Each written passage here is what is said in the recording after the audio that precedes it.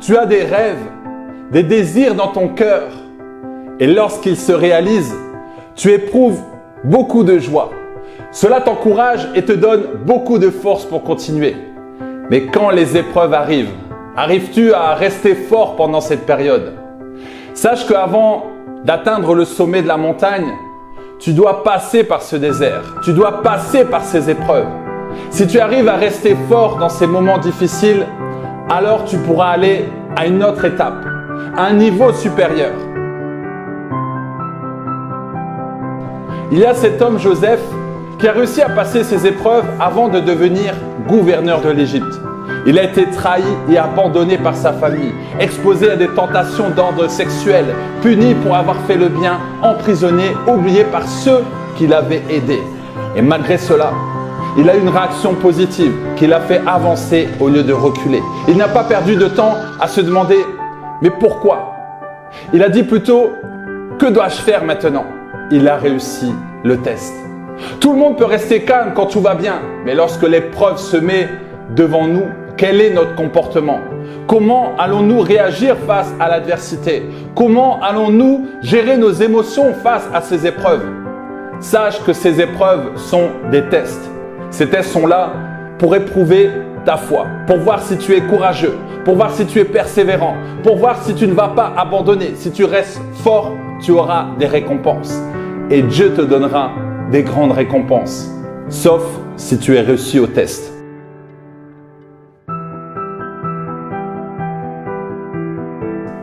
Beaucoup de personnes veulent réaliser les projets, mais avec la facilité. Les personnes ont plutôt tendance à fuir les difficultés. Mais beaucoup recherchent le confort, mais ne veulent pas payer le prix. C'est pourquoi beaucoup arrêtent dès qu'il y a des épreuves. Mais sache que si tu ne veux pas d'épreuves, si tu ne veux pas d'adversité, si tu ne veux pas passer par le désert, ne t'engage pas. Je t'ai prévenu, ne t'engage pas. Sois prêt à recevoir des coups bas. Sois prêt à recevoir des critiques. Sois prêt à recevoir de l'humiliation.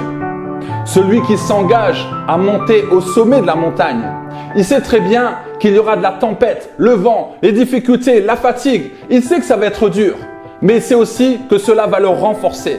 Il sortira de là beaucoup plus fort. Donc vois tes difficultés comme des opportunités de grandir. Lorsque tu es fidèle dans les petites choses, Dieu te confiera de plus grandes choses.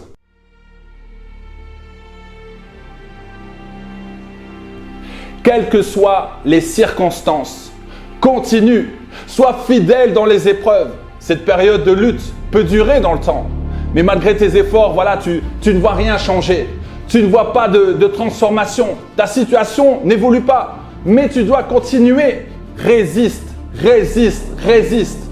Persévérer ne veut pas dire ne rien faire. Cela signifie continuer à combattre le bon combat de la foi. Continue à croire en l'avenir, même si tout s'effondre autour de toi. Continue à garder la foi dans l'épreuve. Continue à t'encourager. Continue à persévérer dans cette difficulté. Ne te lasse pas de faire du bien. Ne relâche pas. Ne perds pas du courage. Fortifie-toi, fortifie-toi.